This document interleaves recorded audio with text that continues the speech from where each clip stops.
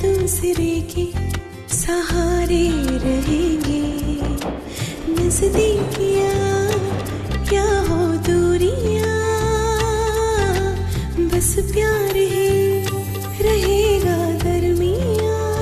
राह में नहीं धूप का हम, ठंडी छाया देगा हरदम।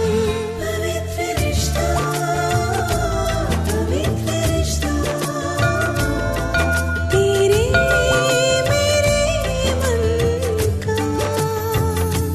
पवित्र रिश्ता, पवित्र रिश्ता, तेरे मेरे मन का। कभी अच्छा नहीं होगा उस कलमुई का, कीड़े पड़ेंगे, मर जाएगी वो। आखिरी मौका था सुख का, वो भी छीन लिया उससे। वो आखिर चाहती क्या है? बताओ ना, क्या चाहती है वो? क्यों आना चाहती है हमारे घर में? जबकि उसे पता है मेरे मानव ने उसको अपनी जिंदगी से हमेशा हमेशा के लिए फेंक दिया है, फिर क्यों आना चाहती है? अगर वो आ गई ना, मैं मार डालूंगी, खत्म कर दूंगी उसको।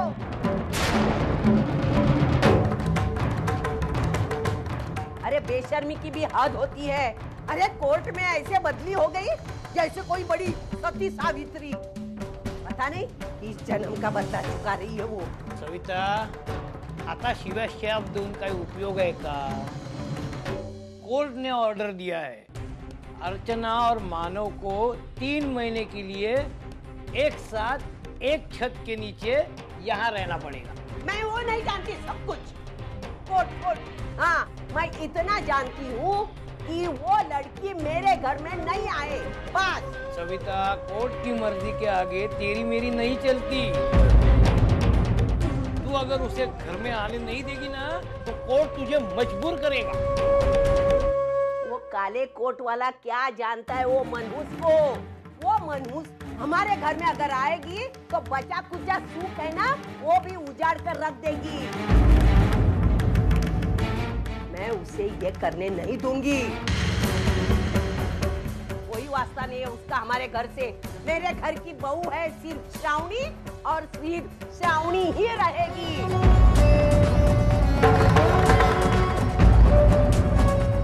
वो नालायक कातिल है मेरे सचिन की।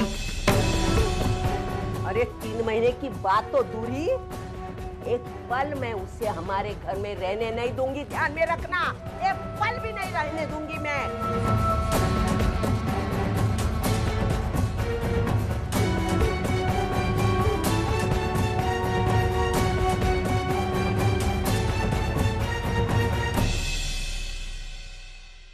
कोर्ट ने ऑर्डर दिया है, अर्चना और मानव को 3 महीने के लिए एक साथ एक छत के नीचे, मतलब यहाँ रहना है।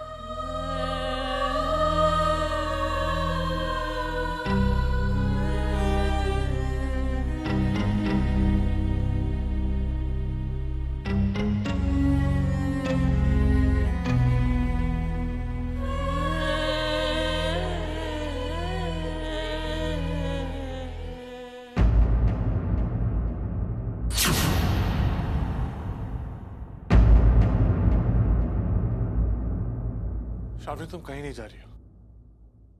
प्लीज मानव, मुझे मत रोकिए। मैंने आपसे पहले भी कहा था और आज फिर कह रही हूँ, मैं आपके और अर्चना के बीच नहीं आना चाहती। अपने सुख के लिए आप दोनों का सुख नहीं छीन सकती मैं। अरे किसने कह दिया तुमसे कि तुम मेरे और अर्चना के बीच में आ रही हो?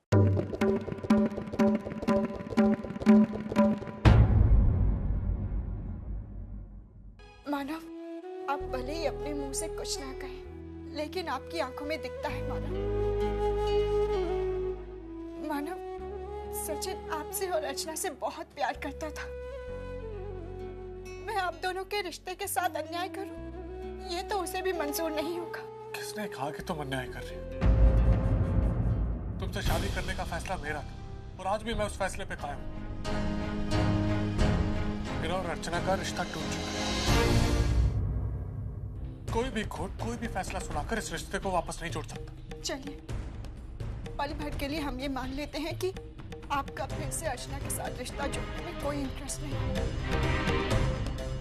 लेकिन उसका यहाँ आकर 3 महीने रहना, हम उसको तो नहीं टाल सकते ना। फिर इन 3 महीनों में मेरे भविष्य का क्या होगा मानव? मानव प्लीज, अब मुझे मत रोकिए। मैं यहाँ रहूंगी तो इसका असर कई जिंदगियों पर पड़ेगा। इससे तो अच्छा है कि मैं कहीं। कहाँ जाओगे मैं नहीं जानती, मैं नहीं जानती कि मैं कहाँ जाऊंगी, क्या करूंगी, लेकिन ये तय है कि मैं अब यहाँ नहीं रहूंगी। तुम्हें इस बच्चे को जन्म देना है कि नहीं श्रावणी?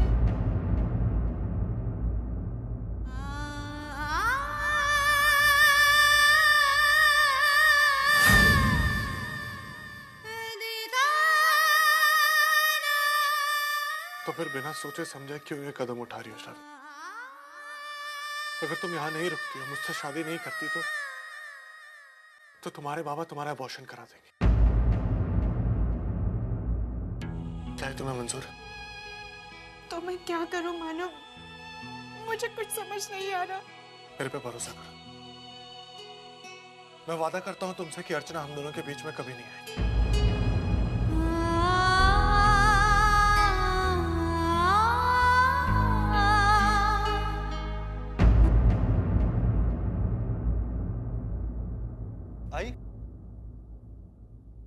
आई बहुत बहुत मुबारक हो। किस लिए? तुम्हारी सारी प्रॉब्लम अपने आप सॉल्व हो गई। मतलब? अर्चना ने तलाक के लिए मना कर दिया।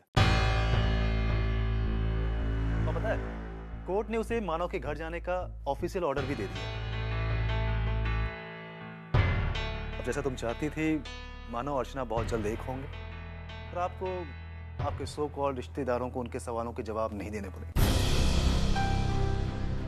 और मेरी और वर्षा की शादी भी आसानी से हो जाएगी, है ना? क्या हुआ? आप इतनी परेशान क्यों? शायद तुम नहीं चाहते कि मेरा और वर्षा का रिश्ता हो। Come on, आपकी प्रॉब्लम क्या है? जो इंसान बचपन से लेकर के आज तक मेरी खुशियों के लिए लड़ता है, और वो खुद मेरी खुशियों के रास्ते का कांटा बन गया। ये बात मुझे सहन नहीं हो रही है। मैं प्यार करता हूँ वर्षा से, मैं शादी करूंगा तो उसी से करूंगा। अगर मुझे मेरे प्यार के साथ आपका आशीर्वाद मिलता है तो मुझे ज्यादा खुशी है।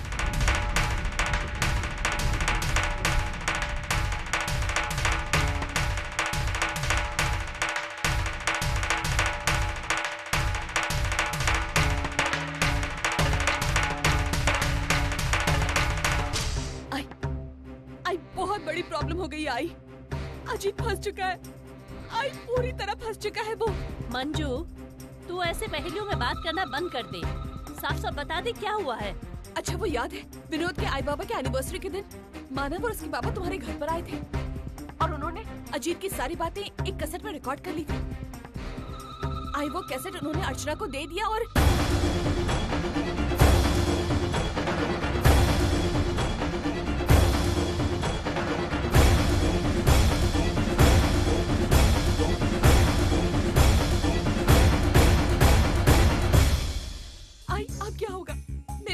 समझ में नहीं आ रहा है कि मैं क्या करूं। आई सबूत भी कुछ ऐसा है कि उसे झुठलाया नहीं जा सकता है। मंजू, तुझे इसे झुठलाना होगा। मतलब ये है कि तुझे आखिर तक इनकार करना होगा कि जो कुछ अर्चना के साथ हुआ है उसके जिम्मेदार अजीत है। लेकिन आई उस कैसेट में अजीत की आवाज है। आवाज का क्या है मंजू? उसे झूठा साबित करने में हमें देर नहीं लगेगी। वॉइस फॉर्जरी के तो इतने सारे केसेस होते रहते हैं, उनमें से एक और सही। नहीं आई, मुझे नहीं लगता कि नहीं मंजू, इसमें ना की कोई गुंजाइश ही नहीं है। किसी भी हालत में तुझे ये साबित करना है कि अजीत निर्दोष है, नहीं तो अजीत के साथ साथ हम सब फंस जाएंगे। अच्छा सुन, और एक बहुत जरूरी बात है। वो जो कैसेट है ना, वो तू हासिल कर ले और उसे डिस्ट्रॉय कर दे। लेकिन आई उससे क्या होगा?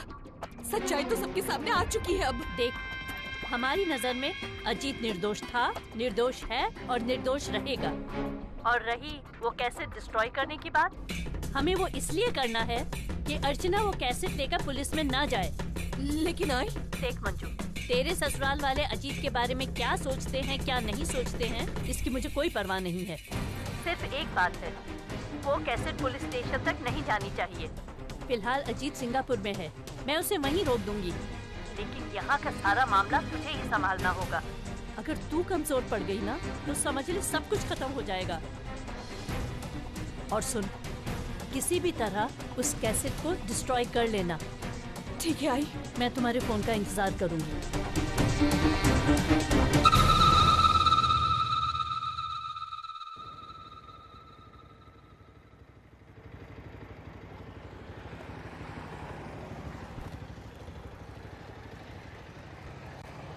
सॉरी वर्षा, मैं लेट हो गया। सतीश, आपने बिल्कुल ठीक कहा था। हमारी मर्जी के आगे बापा की मर्जी होती है और उनके मुताबिक ही सब कुछ चलते रहता है। पता है, मुझे तो यकीन ही नहीं हो रहा है कि ताई ने डिवोर्स के लिए ना कर दिया है। सोचिए ना, जो बात इतनी आगे बढ़ चुकी थी, जो चीज ऑलमोस्ट इम्पॉसिबल लग रही थी, वो हो गई है। आपको नहीं लगता ये चमत्कार है? डेफिनेटली हाँ, लेकिन ये तो बताओ कि ये हुआ कैसे? I mean, परसों तक अर्चना तलाक के लिए अड़ी हुई थी और आज उसने तलाक के लिए मना कर दिया। जीजू की अच्छाई और सच्चाई का सबूत जो मिल गया है उसे। मतलब? सत्यनारायण की पूजा के दिन जीजू के घर पे जो कुछ भी हुआ ना, वो सब अजीत ने किया था। और इतना ही नहीं, ताई को बदनाम करना, उसको उस बंगले में भेजना, ये सब भी उसी की चाल थी। क्या बात कर रही हो? लेकिन ये सब अर्चना को कैसे? एक्चुअली जीजू के बाबा ने ताई को एक कैसेट दिया था।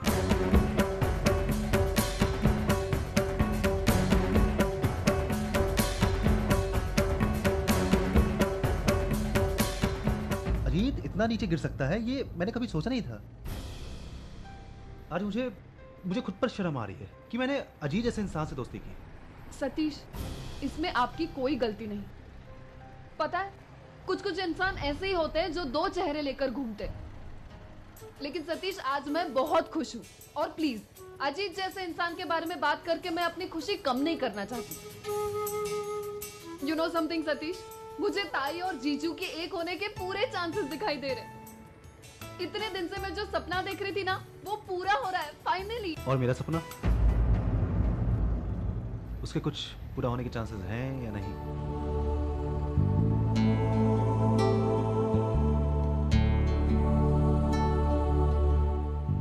मुझे लगता है मुझे अब चलना चाहिए। वो मेरा ताई के साथ होना बहुत जरूरी है इस वक्त। तुमने मेरे सवाल का जवाब नहीं दिया।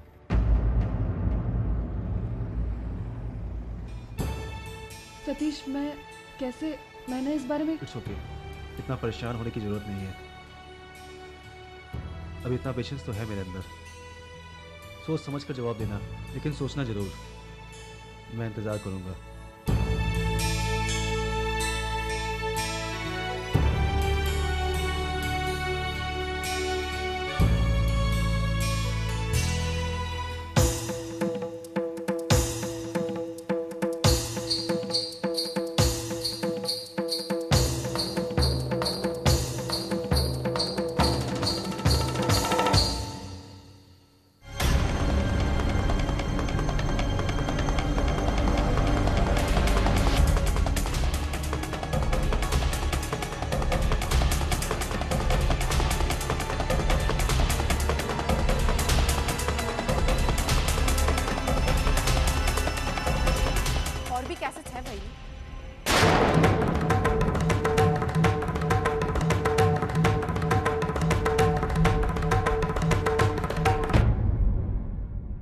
चाहिए।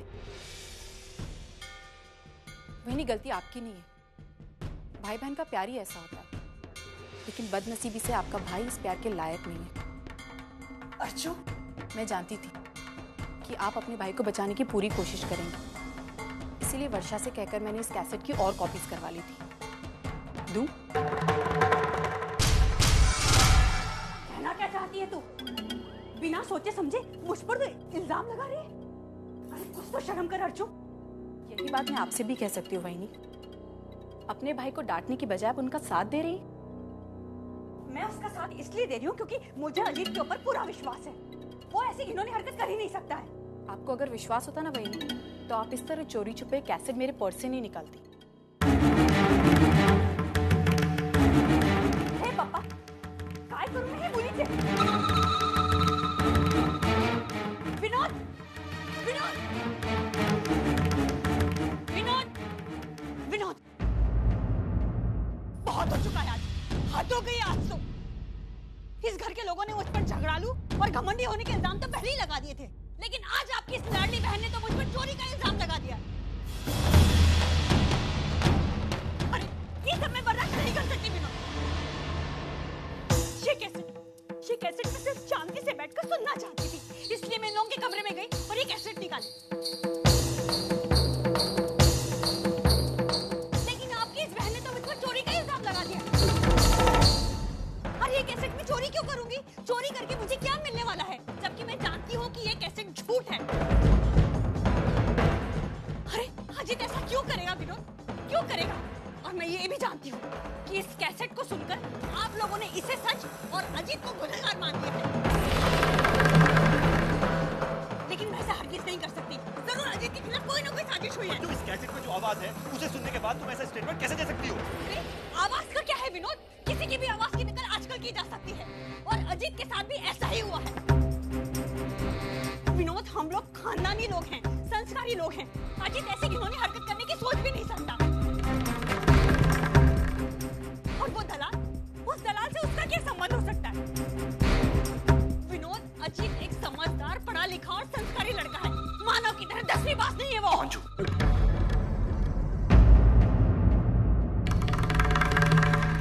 पढ़ा लिखा होना और संस्कारी होना, इन दो चीजों में बहुत फर्क होता है बहनी। अनपढ़ इंसानों के बीच घूमने वाले ऐसे कई पढ़े लिखे हैवानों को दिखा सकती हूँ मैं आपको। विनोद, हद हो गई इस लड़की की। इस छोटी सी कैसेट के बिना पर ये मेरे भाई को हैवान और पता नहीं क्या क्या बोले जा रही है, जबकि ये खुद भी जानती है कि ये सारी की सारी चाल इसके मानव की है। बस वही नहीं, आप तक आपने जो कुछ भी कहा ना, सब गलत कहा, सिवाय एक बात के। आपने कहा मेरे मानव। हाँ, मानव मेरे हैं और वो सिर्फ मेरे हैं। आज तक मैंने उन पर बहुत अन्याय किया। आपके भाई की गिरी हुई हरकत की वजह से मैंने उन्हें जिम्मेदार ठहराया, उन पर अविश्वास किया, और उसी की वजह से आज आपका भाई खुलेआम घूम रहा है। उसकी सजा मेरे मानव ने भुगती, लेकिन अब ऐसा नहीं होगा। मैं अजीत को उसके किए की सजा दिलवा कर रही हूँ। आज भले ही वो इस देश में नहीं है ना, लेकिन कभी ना कभी तो वो वापस आएगा। तब मैं उसे जेल की हवा खिलाऊंगा।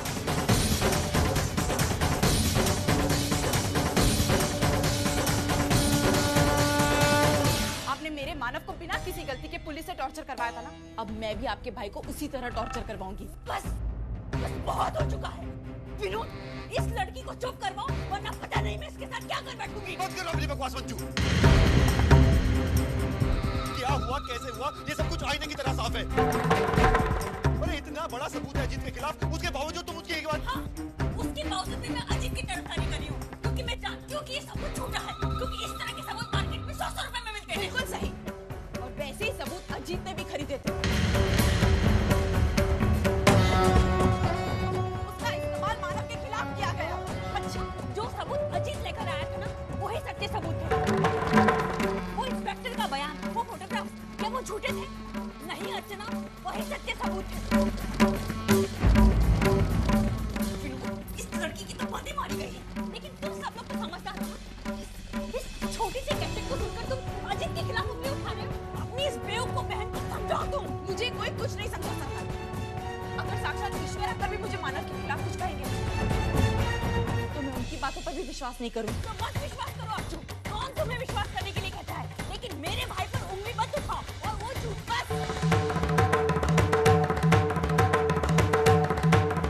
कितनी कोशिश करेंगे आप अजीत को बचाने की? उतनी ही कोशिश करूंगी जितनी कोशिश तुम मानव को बचाने के लिए कर रही हो। बहुत हो चुका है, पानी मेरे सर के ऊपर से गुजर गया।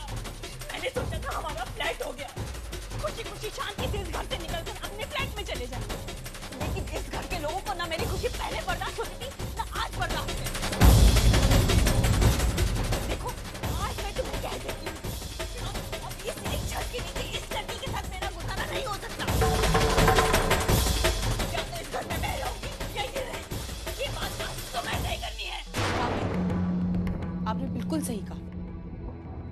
इस घर में हम दोनों में से कोई एक ही रह सकता है, और वो है आप।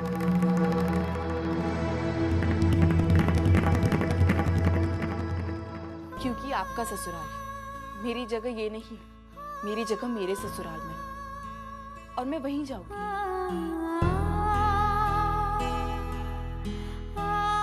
लेकिन एक बात याद रखिएगा, मैं जहां कहीं भी रहूं, मैं अजीत को उसके किए की सजा दिलवा कर रहूंगी।